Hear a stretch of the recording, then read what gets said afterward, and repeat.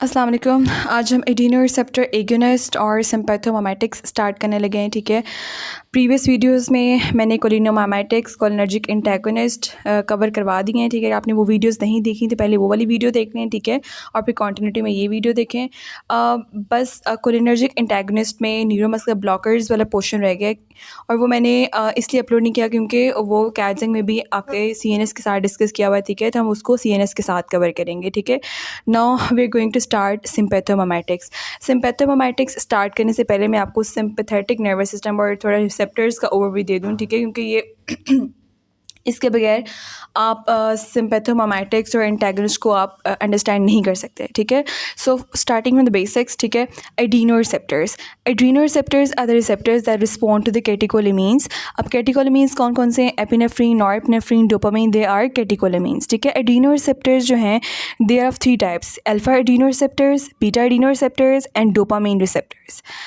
Now, talking about adrenergic neuron in sympathetic system, norepinephrine mediates transmission of nerve impulses from the autonomic postganglionic nerves to the effector organs. Okay, और दूसरे में we have sympathetic fibers involved in the sweating और cholinergic. ठीक है, ये मतलब कि adrenergic neurons के कहाँ इसकी सप्लाई है। ठीक है, कहाँ पे adrenergic system की सप्लाई है। ठीक है, adrenoreceptors are all adrenoreceptors are G protein coupled receptors. ठीक है, as we have discussed, they are metabotropic receptors. ठीक है, वो चीज़ मैंने डिस्कस किया। सो लोकेशन ऑफ द रिसेप्टर्स। ठीक है, अल्फ़ा 1 रिसेप्टर्स। ठीक है, अल्फ़ा 1 रिसेप्टर्स जो हैं दे आर GQ कपल। ठीक है, मैं प्रीवियस वीडियोस में डिस्कस कर चुकी हूँ कि GQ और GI कपल का क्या मैकेनिज्म है। ठीक है, so they are GQ couple. ठीक है, और उनकी location there post synaptic smooth muscles पे प्रेजेंट होते हैं। ठीक है, and iris radial muscle and bladder sphincters, prostate gland and pilomotor muscles. ठीक है, alpha 1 receptors increase the closure of internal sphincter of the bladder and cause urinary retention and ejaculation. Okay, sympathetic system की जो activation है, जैसे कि हम previous video में discuss किया था, दे कॉज इजैकुलेशन. ठीक है, और यूरिन रिटेंशन करवाते हैं. Then we have the alpha 2 receptors.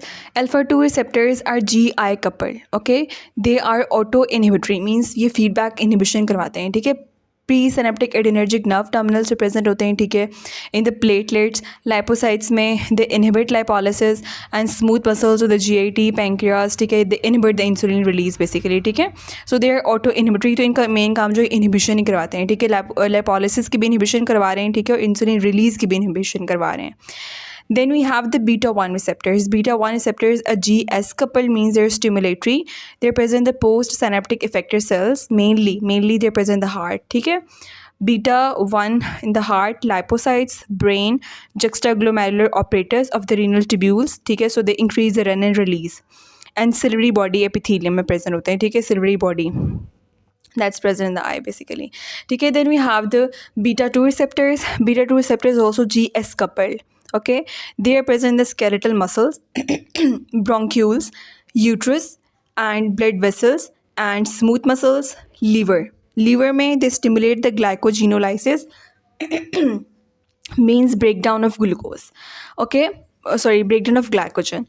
Heart में present होते हैं. ठीक है, pancreatic beta cells में they stimulate insulin release. Okay, then we have the beta 3 receptors. Okay, beta 3 receptors are present in the post-synaptic effector cells. They are basically GS coupled and they are present in the lipocytes and they increase the lipolysis. So अभी तक हमने discuss किया receptors के बारे में. ठीक है, हमारे पास दो अल्फ़ा रिसेप्टर्स हैं, अल्फ़ा 1 एंड अल्फ़ा 2. ठीक है, alpha 1, remember this thing in mind कि आपने रिसेप्टर्स की कपलिंग याद रखनी है. ठीक है, ये MCQ पॉइंट ऑफ व्यू से बहुत इंपॉर्टेंट है. Alpha 1 receptors are GQ coupled, alpha 2 are GI coupled, means they are auto inhibitory, and beta 1 are GS coupled, beta 2 are also GS coupled, and beta 3 they are minors, they are also GS coupled. ठीक है, सारे जो हैं जो beta हैं they are GS coupled. ठीक है, alpha 2 is GI while alpha 1 is GQ coupled. मैं आपको एक लिप एंड कॉर्ड की डायग्राम से भी इनके फंक्शंस अच्छी तरह दिखा देती हूँ. Okay, just have a look at it. देखें, एडिनो रिसेप्टर्स अल्फ़ा वन की स्टिमुलेशन जो है मैंने साथ साथ मेंशन कर दिया कि they are G Q couple, ठीक है। They cause vaso constriction, they increase the peripheral resistance, ठीक है, and increase blood pressure. Obviously जब वेजो कंस्ट्रिक्शन होगी तो इवेंचुअली ब्लड प्रेशर इंक्रीज करेगा, ठीक है। आइस में they cause mydriasis means pupillary dilatation and they increase closure of the internal sphincter of bladder, ठीक है। जब इंटरनल स्फिंक्टर जो है वो ब्लैडर का कॉन्ट्रैक्ट हो जाएगा, क्लोज हो जाएगा, इट मीन्स यूरिनरी रिटेंशन होगी, ओके। और जो सेकेंड इसका फंक्शन है जो जेनिटल सिस्टम है दैट्स इजैकुलेशन, ठीक है, इजैकुलेशन करवाते हैं। Then we have the alpha two are G I couple, okay, and they cause inhibition of the norepinephrine release means ये फीडबैक इनहिबिशन करवाते हैं, ठीक है। जब सिंपैथेटिक रिस्पॉन्स एग्जैजरेट करता है so they cause auto inhibition of the release of norepinephrine, inhibition of acetylcholine as well, okay, and inhibition of insulin release. Then we have the beta 1 are GS couple, they cause tachycardia, ठीक है। जब इनकी stimulation होगी they cause tachycardia, increase lipolysis and increase myocardial contractility, okay, increase release of renin from the kidneys and eventually increase heart rate, जैसे tachycardia already mentioned, okay. Then we have the beta 2 are GS couple, they cause vasodilation, decrease peripheral resistance, and then lungs may they cause bronchodilation, increase muscle and liver glycogenolysis, increase release of glucagon and relax uterine smooth muscles, okay. सो ये हमारे पास mainly skeletal muscle जो है vasodilation करवा रहे होते हैं, ठीक है। स्केलेटल मसल्स में बीटा 2 जो होते हैं, ठीक है। Beta 3 are mainly present in the adipose cells and the increase the lipolysis means break down of the fat cells, ठीक है। ये बहुत अच्छा एक्सप्लेन किया हुआ लिपिन कॉर्ड की फिगर में, ठीक है। तो आप यहाँ से भी कंसल्ट कर सकते हैं। As I have told you कि dopamine is also catecholamine, so हमने डोपामीन को भी यहाँ पे डिस्कस किया, डोपामीन के रिसेप्टर्स को, ठीक है। We have 4 types of dopamine receptors, D1, D2, D3 and D4। Just D1 जो है दैट्स GS कपल, बाकी सारे D2, D3 and D4 they are D1 जो है दैट्स GS कपल, बाकी सारे D2, D3 and D4 they are GI couple means they have inhibitory potential, okay. So GS जो है, जो मेनली हमारे पास डोपामीन और their receptors are present in the brain, ठीक है। हम इसको बड़ा डिटेल में डिस्कस करेंगे इन द CNS, बट अभी आप रिसेप्टर्स का आप जस्ट ओवरव्यू देख लें, ठीक है। D1 are present the brain and the smooth muscles of vascular bed, mainly they're present the renal vasculature, ठीक है।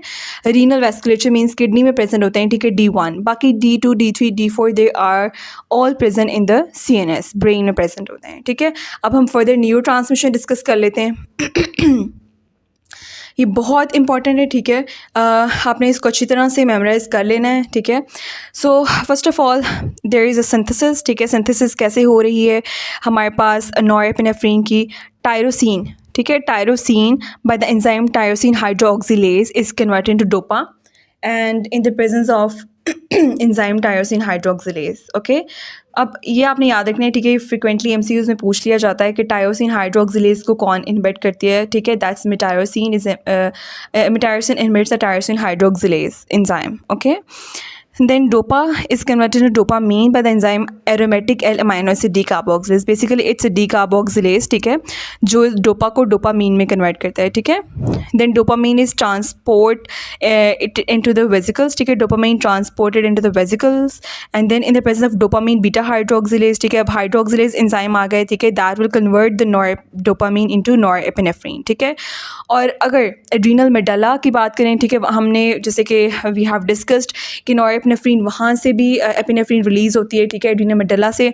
तो एक 1 स्टेप फर्दर क्या होता है एड्रीनल मेडुला में कि norepinephrine by methylation is converted into epinephrine, okay.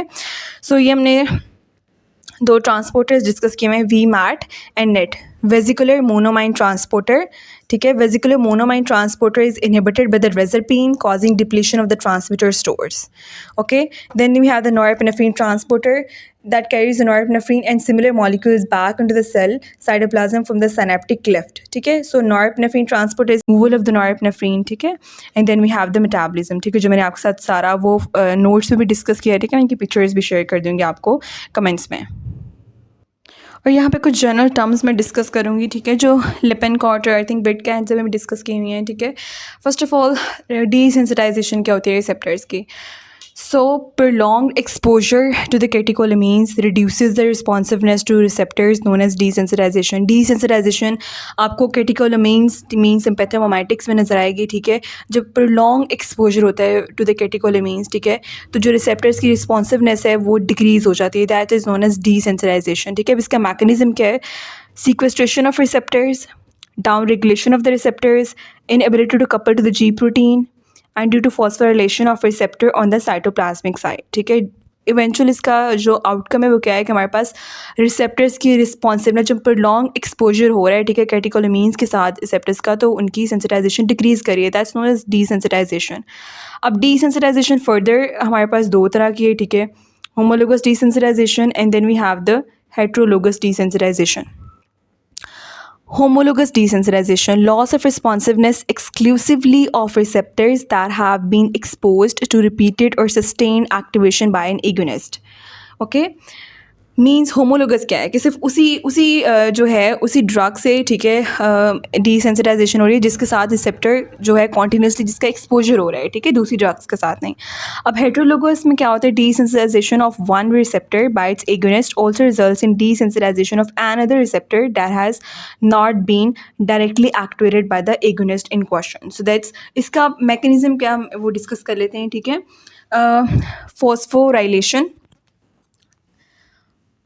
Phosphorylation, ठीक है. Phosphorylation of receptors by members of the G protein coupled receptor kinase leads to enhance their ability for arrestance, also mediated by the second messenger feedback mechanism. Okay, then we have the adenoreceptors polymorphisms. Okay, distinct polymorphisms occur in specific combinations termed as halophytes. I think these are some additional things, ठीक है, मैंने कहीं से उठाई नहीं है, I think big कैंसंग से, तो आप इसको ज़रा एक दफ़ा जनरली मैं आपको बता देती हूँ, ठीक है. पेरेंट कंपाउंड के हमारे पास सिम्पैथोमाइमेटिक्स में phenyl ethyl amine is the parent compound from which all the sympathomimetics are derived. Structural features में, ठीक है, आई थिंक इस थोड़ी केमिस्ट्री टाइप लिखी हुई है, ठीक है. ओके, देन मैं आपको एक जनरल ओवरव्यू दे देती हूँ कैटेकोलामीन्स का, ठीक है. सो कैटेकोलामीन्स कंटेन 3,4 डाइहाइड्रोक्सीबेंजीन ग्रुप, ठीक है. अब कैटेकोलामीन्स में हमारे पास क्या क्या आ जाता है, ठीक है. Epinephrine, norepinephrine, isoproterenol and dopamine. So these are 4 catecholamines you should know, ठीक है. आपको इनके नेम पता होने चाहिए. What are the characteristics of catecholamines? ये भी एक क्वेश्चन हो सकता है, ठीक है. They have high potency, rapid inactivation because their metabolism enzyme catecholomethyl transferase and monoamine oxidase. Okay, they have poor penetration to the CNS because they are polar, so they can't penetrate the CNS. Okay, then we have the non-catecholamines. Non-catecholamines are compounds lacking the catechol hydroxyl groups. अब non-catecholamines we have phenylephrine, ephedrine, amphetamine. Drugs के नाम मैं आपको further अच्छी तरह जब सिम्पैथोमाइमेटिक्स के next part की वीडियो में मैं डिस्कस करूँगी तो मैं अच्छी तरह आपको एक्सप्लेन कर दूँगी, ठीक है. अभी आप जनरली इसको ज़रा सुनते जाएँ. Characteristics, they are poor substrates. ये नॉन कैटेकोलामीन्स की कैरेक्टरिस्टिक्स हैं. poor substrates of monoamine oxidase. They have long half-lives, prolonged duration of action and greater access to the CNS because they are non-polar.